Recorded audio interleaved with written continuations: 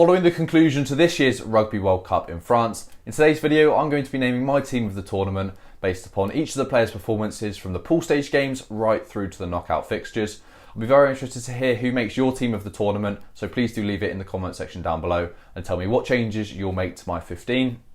Start off with the front row as always. I've gone with Oxenche, Malvaka and Ben Tammifouina. I thought Oxenche, firstly at loose head, was exceptional throughout the tournament.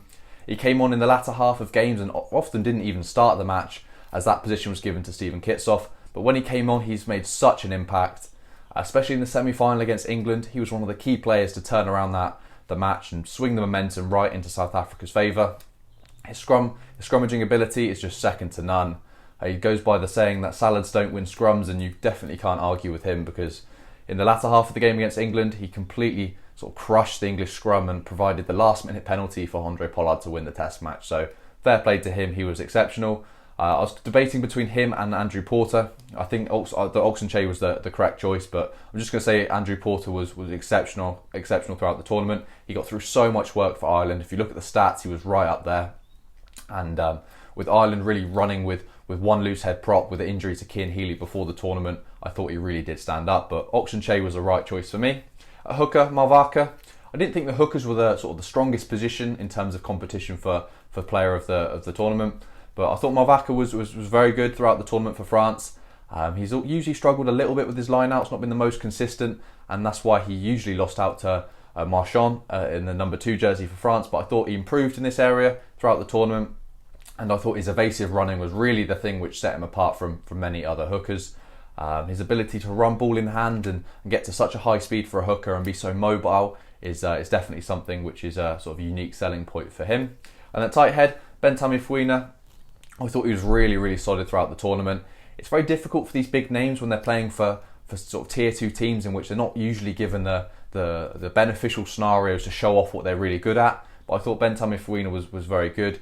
He scored a try in the tournament, which isn't an easy thing for a tight head prop. And he really led the team well. I think he was captain for quite a lot of the games and communicated with the referee exceptionally. And his scrummaging ability, likewise with Oxenche, was really top notch. And I thought he was very good for Tonga in the tournament. Into the second row, Eben Etzebeth. Now, look, I don't think anyone can name their 15 without putting Eben Etzebeth in. He was probably player of the tournament, if not right up there, was exceptional. And I've gone with Scott Barrett.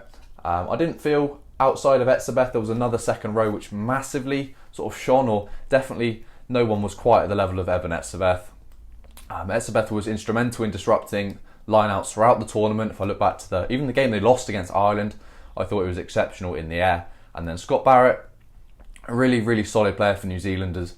And, he usually was sort of at the back of the Barrett pecking order with Bowden and Geordie in front of him, but I think he's really improved of late. He's had a couple sort of brain fades when he got yellow carded for just being off of his feet and slapping the ball down. But aside from that moment, I thought he was very good throughout the tournament. And with the departure of Whitelock and Retallick, he's going to be instrumental into the All Black second row going into the future. And then into the back row, Pieter-Steph du Toit, the player in which really does turn up in finals, was exceptional. Jack Morgan at open side I've gone with. And then at number 8, none other than Ardie Savea. Now I'll start off with Pieter-Steph du Toit. This player really knows how to turn up in World Cup finals. I think it's back-to-back player of the matches in World Cup finals. 28 tackles to his name. He was just absolutely unreal. Got through a mountain of work. It seemed like he had some sort of personal problem with Geordie Barrett, because whenever Barrett carried it in, he met him right at the gain line and really tested his ribcage on multiple occasions. Such a physical player, an absolute beast in attack and defence. Even in the game against Scotland, when South Africa probably weren't quite at their best and Scotland really put up a good fight in that, he was the player in which broke the try-scoring deadlock with a really strong carry from 5 metres. So Pieter-Steph du Toit has really put his name up there as one of the best players, or at least best flankers in the world. He was really quite exceptional. On the open side, Jack Morgan for Wales, the Welsh captain, very young player and a young captain especially. I thought he shone throughout this tournament for sure. Wales going into the tournament weren't coming off of the best Six Nations, and with a lot of change to their coaching staff, He and the Welsh team really performed. They probably exceeded expectations. And Jack Morgan is developing into such a brilliant player. He's so good over the ball. And in many of the games in which they needed leadership, it was brilliant to see them look for a young leader like Jack Morgan, someone who potentially doesn't have the best sort of way of speaking, but I don't know that for sure, but my point is he really does lead by example, and on the field he's just unbelievable.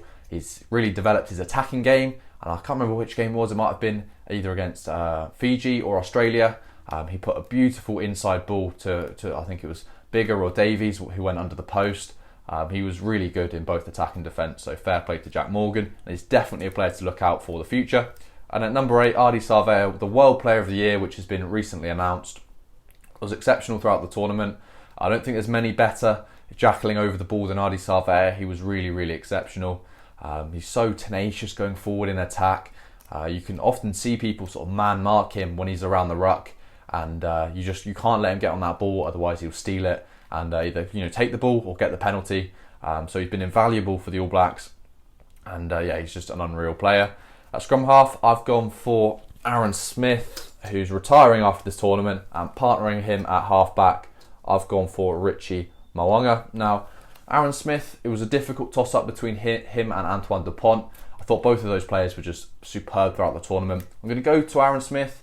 I think because he stayed in the tournament longer, played the extra few games, he had the opportunity to show more than Dupont. However, I do think Dupont is the better player. But in this tournament, Aaron Smith was just out of this world. He's shown, even at his ripe old age, and he's retiring now, he's still got it. He scored a try in the World Cup final. I know it got disallowed, but he still showed some good wheels to score there. Against Argentina, he sort of ran it in from 20 metres out after sort of sniping and stepping his way to the line. So look, he's an All Black legend and a Rugby Hall of Famer for sure. Brilliant player who's played long throughout the years, sort of going back sort of 12 years. He's been at the top of the game for so long. And in my opinion, he's the best passer of a rugby ball I've ever seen. So credit to Aaron Smith. Richie Mo'unga at fly half. Now this was a really difficult one between him and Pollard. I felt Pollard got South Africa out of some really sticky situations in games, and he's probably one of the main reasons South Africa won the World Cup was getting Pollard fit. But I just think Richie Mo'unga throughout the tournament, I know Pollard started later on in the tournament, so potentially it's not fair to weigh it up. But I thought Mo'unga takes it for me.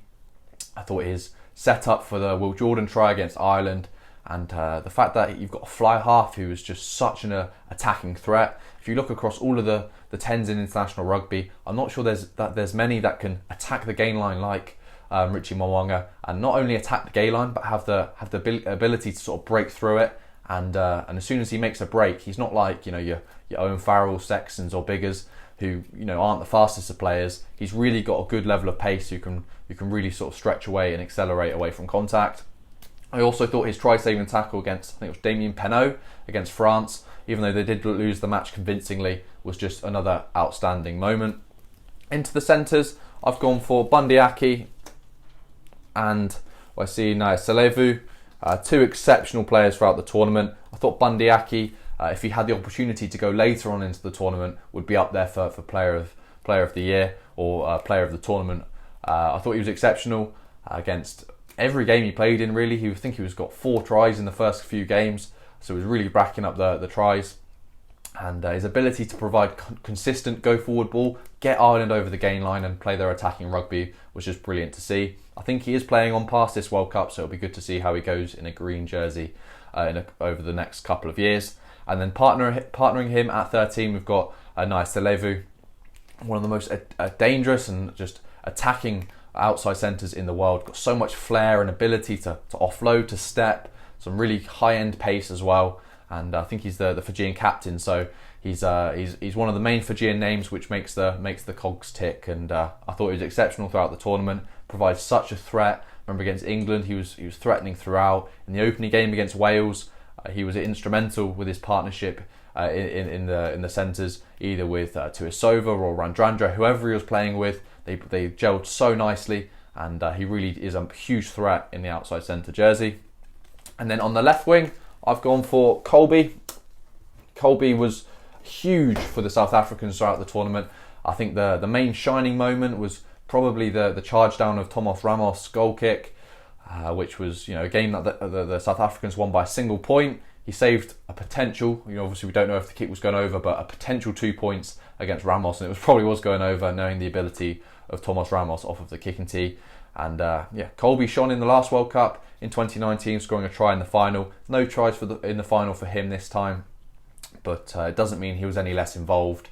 Attacking from the backfield, he's got some unbelievable footwork, such a brave player, and also in the knockout match between France in the quarter-final, he scored a try in that, and was not only the charge down that impacted the game, he had many other involvements and is an exceptional player.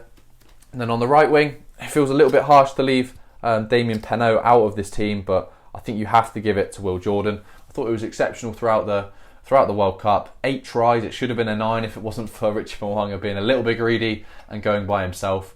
And Will Jordan was exceptional throughout, he really, really was.